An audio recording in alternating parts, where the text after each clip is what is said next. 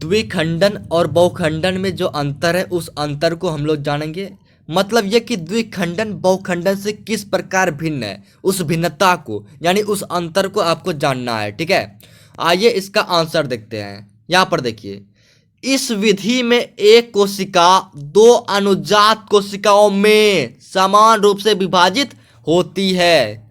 दोस्तों, इन सारी बातों को आप समझिएगा, ये सारी बातें आपसे क्या कह रही है। देखिए, द्विखंडन जो है ये कहता है कि एक कोशिका जो है ना वो समान रूप से खंडित होता है, यानी विभाजित होता है या फिर बट जाता है। किसमें? तो याद रखिए, दो अनुजात कोशिकाओं में। ठीक है, यही बात कहता है द्विखंडन।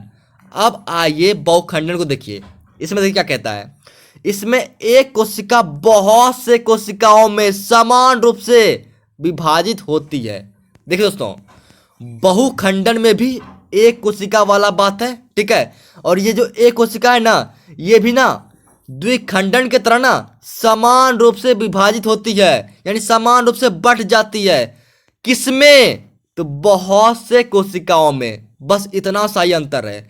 द्विखंडन में था दो अनुजात कोशिकाओं में, ठीक है, और बहुखंडन में क्या है?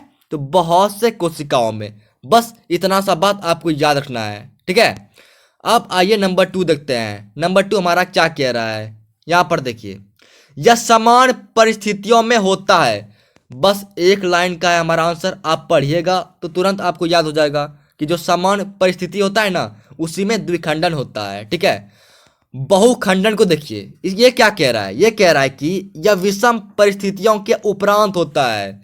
एक लाइन का आंसर है, जो विषम परिस्थिति होगा उसके बाद जो है ना ये बहुखंडन की प्रक्रिया होता है। ठीक है, अब आइए नंबर 3 देखते हैं। ये भी एक लाइन का है, यह एक तल में होता है। तो इसे आप अच्छे से पढ़ लीजिए। ठीक है, एक तल में। इधर देखिए, यह विभिन्न तलों में होता है। मतलब बहुखंडन अलग अलग यानी विभिन्न तलों में होता है। इसको आप याद रखिएगा, एक लाइन का है, बहुत आसान सा है। अब आगे देखिए, यहां पर देखिए नंबर 4, अमीबा, ठीक है, तथा पैरामीशियम इसके उदाहरण है। दोस्तों, ये जो है द्विखंडन, ठीक है, इसका एग्जाम्पल दिया गया है। क्या क्या? अमीबा, ठीक है, दूसरा क्या है? पैरामीशियम।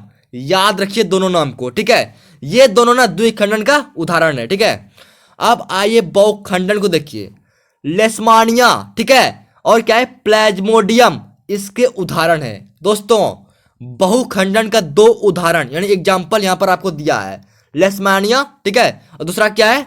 प्लाज्मोडियम। इसको आप याद कीजिए अभी के अभी। ठीक है दोस्तों, क्वेश्चन और आंसर को आप तुरंत अपने कॉपी में लिख सकते हैं। ठीक है, और इसे याद तो आप तुरंत जरूर ही कर लीजिए। थैंक यू दोस्तों।